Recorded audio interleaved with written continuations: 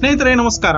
ಕಾಶ್ಮೀರದ ಪೆಹಲ್ಗಾಮ್ನಲ್ಲಿ ಪ್ರವಾಸಿಗರ ಮೇಲೆ ನಡೆದ ಭಯೋತ್ಪಾದನೆಯ ದಾಳಿಯ ಆ ಕರಾಳ ನೆನಪು ಈಗಾಗಲೇ 1 ವರ್ಷ ಆಗಿರುವಂತಹ ಈ ಸಂದರ್ಭದಲ್ಲಿ ನಾವು ಮಾಡಿದಂತಹ ಕಾಶ್ಮೀರದ ಪ್ರವಾಸ, ಅದರಲ್ಲೂ ಸ್ಪೆಷಲಿ ಪೆಹಲ್ಗಾಮ್ನಲ್ಲಿ ಕಳೆದಂತಹ ಕೆಲವು ಅದ್ಭುತ ಕ್ಷಣಗಳು, ಅದರ ಒಂದು ವಿಡಿಯೋವನ್ನು ಶೇರ್ ಮಾಡುವಂತ ಮನಸ್ಸಾಯ್ತು.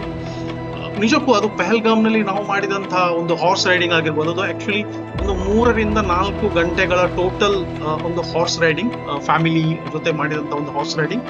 ಅದ್ಭುತವಾದ ಎಕ್ಸ್ಪೀರಿಯನ್ಸ್, ನಿಜಕ್ಕೂ ಒಂಥರ ಅಡ್ವೆಂಚರ್ ಹೇಳ್ಬೇಕು. ಯಾಕಂದ್ರೆ ಆ ಕಾಶ್ಮೀರದ ಆ ಕಣಿವೆಗಳಲ್ಲಿ, ಆ ವ್ಯಾಲೀಸ್ ಗಳಲ್ಲಿ ಇರುವಂತಹ ಈ ಚಾಲೆಂಜಿಂಗ್ ರೋಡ್, ಅದರಲ್ಲಿ ಆ ಒಂದು ಕುದುರೆಗಳ ಮೇಲೆ ಒಂದು ಹೋಗಿ ಆ ಒಂದು ಬ್ಯೂಟಿಫುಲ್ ಸ್ಪಾಟ್ಸ್, ಅಲ್ಲಿ ಬಹಳಷ್ಟು ಸೀನಿಕ್ ಪಾಯಿಂಟ್ಸ್ ಇದೆ ವ್ಯಾಲಿಯಲ್ಲಿ.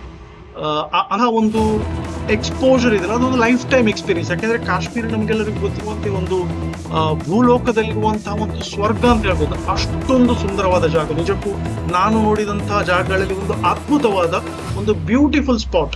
ಸೊ ಬಹಳಷ್ಟು ನಾವು ಅಡ್ವೆಂಚರಸ್ ಮೆಮೊರೀಸ್, ಬಹಳಷ್ಟು ಇದನ್ನು ಸ್ಟೋರ್ ಮಾಡ್ಕೊಂಡು ಬಂದಿದ್ದೆವು ನಮ್ಮ ಕಾಶ್ಮೀರದ ಒಂದು 10 ದಿನಗಳ ಟೋಟಲ್ ಟ್ರಿಪ್ ಅಲ್ಲಿ.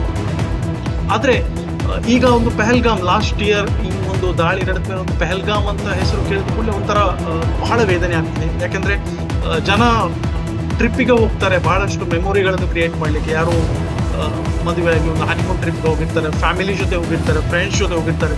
ಸೊ ಅಂಥವರ ಮೇಲೆ ಇಂಥ ಒಂದು ಹೀನ ಕೃತ್ಯ, ಅದು ಒಂಥರ ಮನಸ್ಸಿಗೆ ಬಹಳ ವೇದನೆ ಆಗ್ತದೆ. ದೇವರಲ್ಲಿ ಒಂದು ಅಂತರಾಳದ ಪ್ರಾರ್ಥನೆ, ದಯವಿಟ್ಟು ಮನುಷ್ಯರು ರಾಕ್ಷಸರಾಗಿ ಬದಲಾಗುವುದನ್ನು ನಿಲ್ಲಿಸು.